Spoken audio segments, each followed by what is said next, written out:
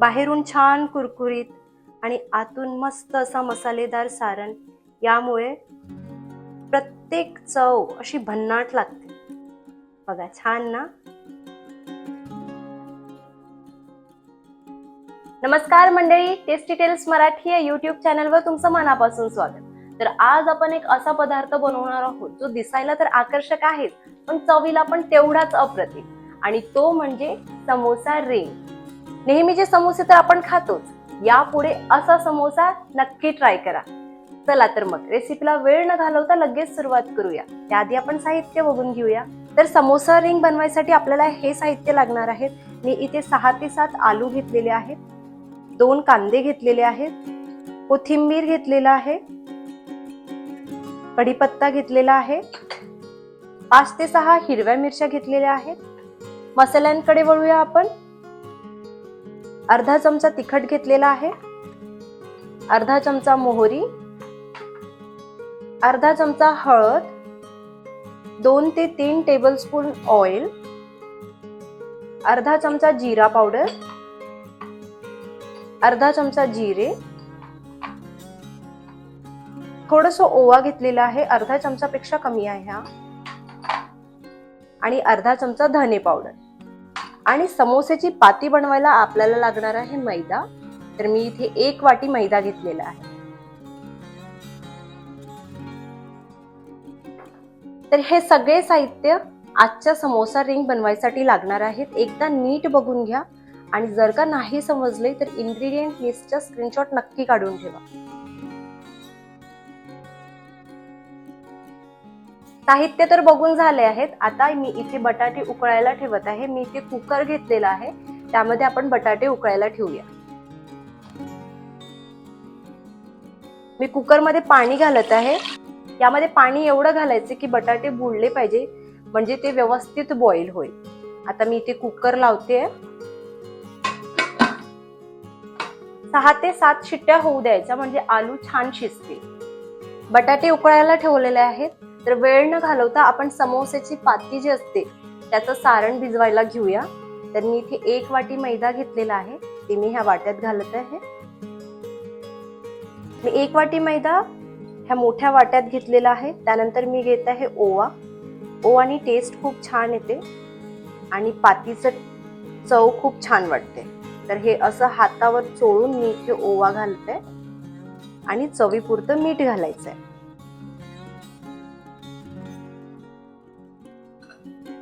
छान मिक्स करून घ्यायचं, पूर्ण एकजीव होतपर्यंत.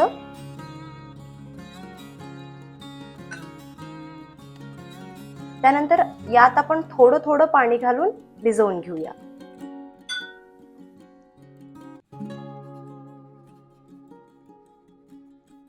पाणी थोडं थोडंच घालायचं आहे, कारण आपलं मिश्रण जास्त पातळ नको व्हायला म्हणून.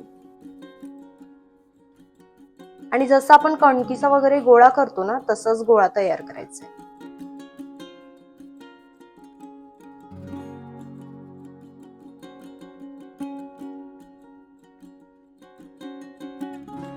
हे बघा, छान असा गोळा तयार झालेला आहे मैद्याचा. आता याला आपण 5 ते 10 मिनिट झाकून ठेवूया. तोपर्यंत आपण भाज्यांचं कट करायला घेऊया.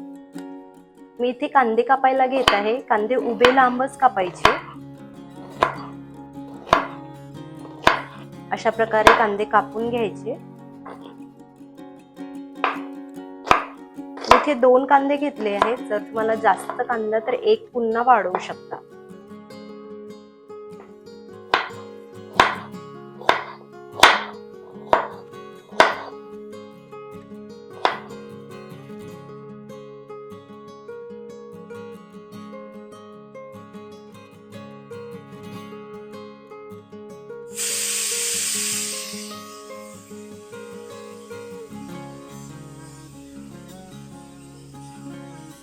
हे बघा, अशा प्रकारे आपले कांदे कट करून झाले आहेत. आता मी हे एका बाउल मध्ये काढून ठेवते, आणि आपण मिरची कट करायला घेऊया.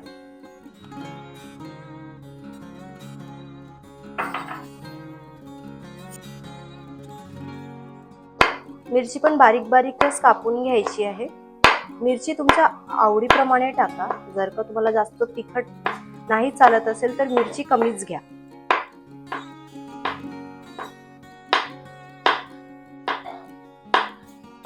अशा प्रकारे मिरची बारीक बारीक कापून घ्यायची.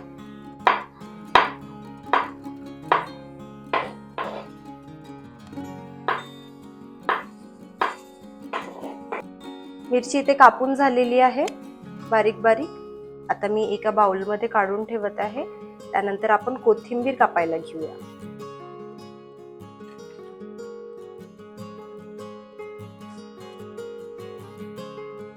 कुठल्याही भाज्या घ्यायच्या आधी भाज्या नीट धुवून घ्यायच्या आहेत, कारण मार्केटमध्ये जी धूळ वगैरे असते ना, त्याने प्रॉब्लेम होऊ शकते. म्हणून भाज्या नीट धुवून घ्यायच्या.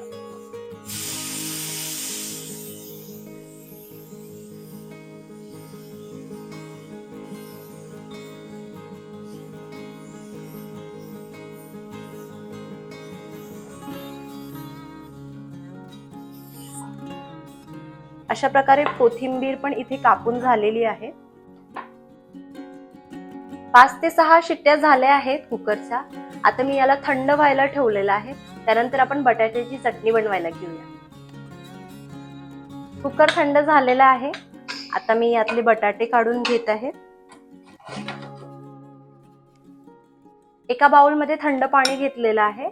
यात आपण हे गरम बटाटे घालून घेऊया.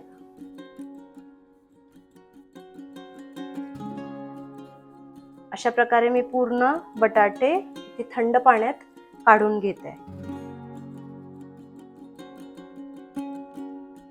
थंड पाण्यात काढण्याचा उद्देश म्हणजे की बटाटे आपले गरम आहेत, आपण जे याचे साल वगैरे काढू ना, थंड झालं की ते लवकर निघते म्हणून. आता आपण बटाट्याची साल काढून घेऊया.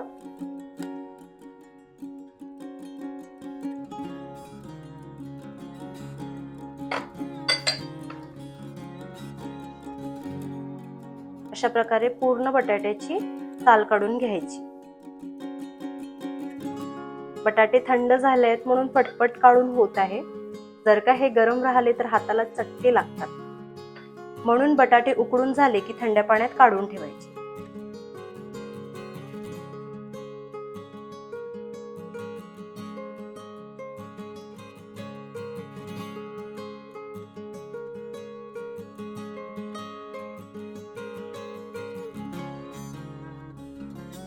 पूर्ण बटाट्याची साल काढून झाले आहेत.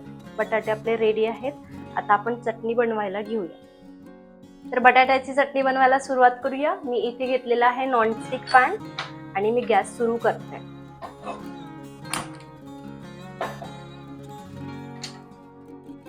पॅन थोडंसं गरम होऊ द्यायचं. त्यानंतर आपण तेल घालूया. चला आता आपण तेल घालूया. मी इथे 1 ते 2 टेबलस्पून तेल घेतलेलं आहे. तुमच्या आवडीप्रमाणे घ्या. तेल इथं आपलं गरम झालेलं आहे. आता मी यात घालत आहे मोहरी. मोहरी अशी तडतडायला लागली की आपण घालूया जिरे.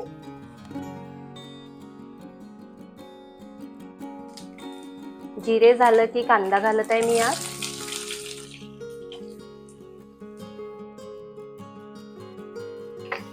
आणि याला छान परतून घ्यायचं.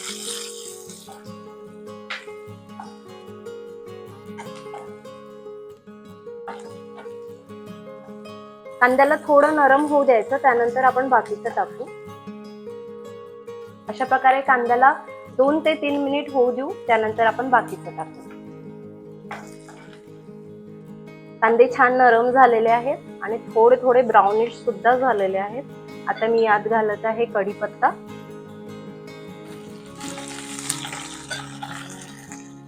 त्यानंतर मिरची आणि छान परतून घ्यायचं आहे.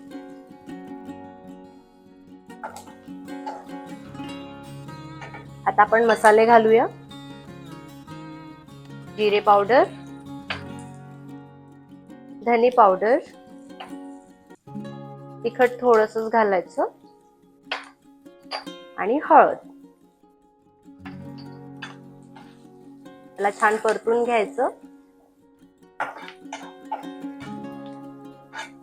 आणि चवीपुरतं मीठ घालूया.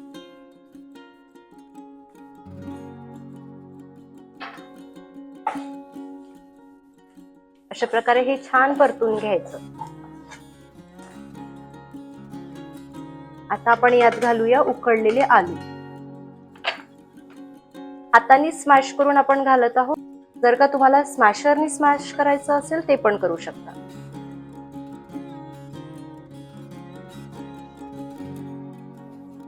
तर अशा प्रकारे मी हाताने स्मॅश करून घेत आहे.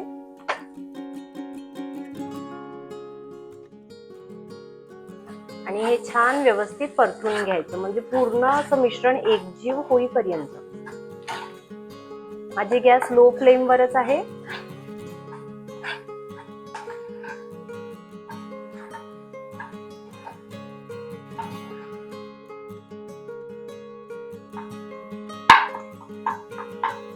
जे बटाटे स्मॅश नाही झाले आहेत ते चम्मचने करून टाकायचं अशा प्रकारे.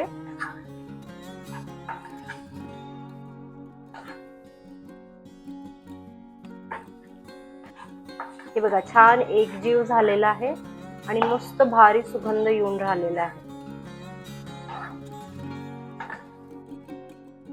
आता आपण याला 2 ते 3 मिनिट असं शिजू देऊ. त्यानंतर आपण समोसा रिंग बनवायला सुरुवात करू.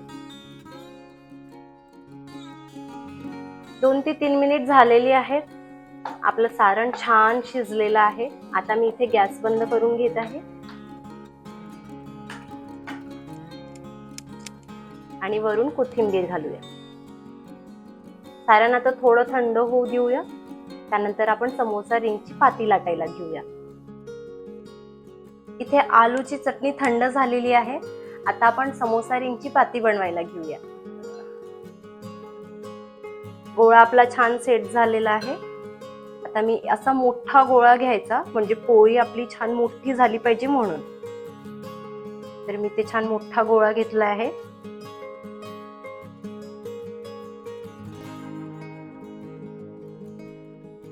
कोरड्या मैद्यामध्ये असं छान हे करून टाकायचं आणि त्यानंतर लाटायला घेऊ.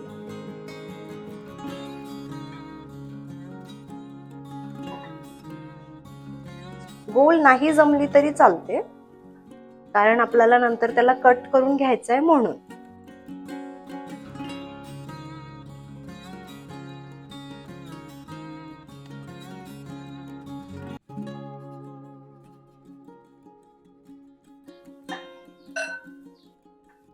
हे बघा अशा प्रकारे मोठी पोळी लाटून झालेली आहे. आता इंटरेस्टिंग पार्ट इथे सुरू होते.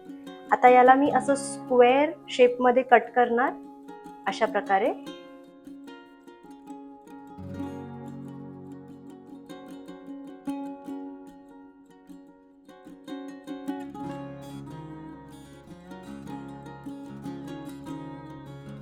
आणि बाकीचं काढून टाकायचं. तर स्क्वेअर शेप मध्ये आपली पोळी इथे तयार झालेली आहे. त्यानंतर आपण थंड झालेलं सारण घेऊया हातावर आणि याला असं गोल गोल करत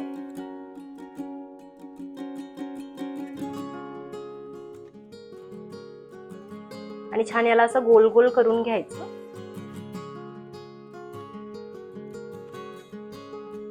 हे बघा अशा पद्धतीने सारण आपण इथे ठेवलेलं आहे.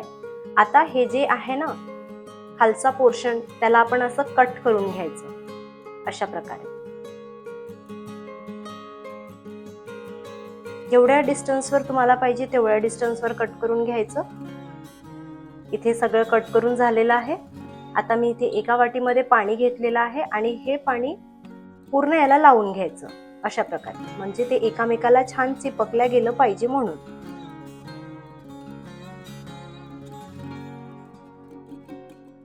आणि जेव्हा आपण तेलात टाकू तेव्हा ते फुटलं नाही पाहिजे म्हणून. आता याला असं राऊंड राऊंड करत रोल करून घ्यायचं.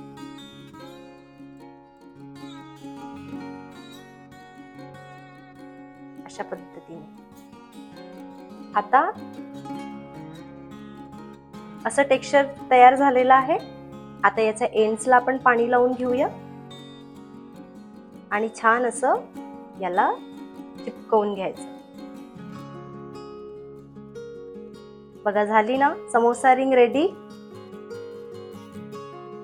अशा प्रकारे याला चिपकवून घ्यायचं व्यवस्थित, म्हणजे हे तेलात फुटल्या नाही गेलं पाहिजे म्हणून. हे बघा एक समोसा रिंग झालेली आहे. अशाच प्रकारे आपण अजून 2-3 समोसा रिंग करून घेऊया, त्यानंतर आपण तळायला घेऊया.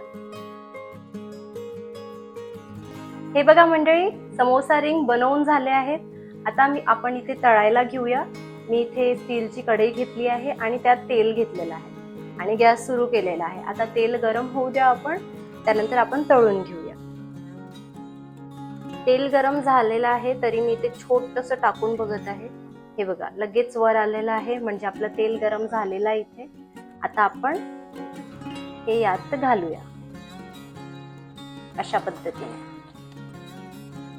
लो फ्लेमवर करत आहे गॅस, कारण त्यातलं नीट शिजलं पाहिजे म्हणून. अशा पद्धतीने आलटून पलटून छान तळून घ्यायचं. हे बघा मंडळी, अशा प्रकारे हे छान तळून झालेलं आहे. अशा प्रकारे आपण सगळे रिंग्स तळून घ्यायचे. हे बघा मंडळी, अशा प्रकारे समोसा रिंग्स तळून रेडी झालेले आहेत. दिसताय ना मस्त. आता आपण हे समोसा रिंग्स सर्व करायला घेऊया.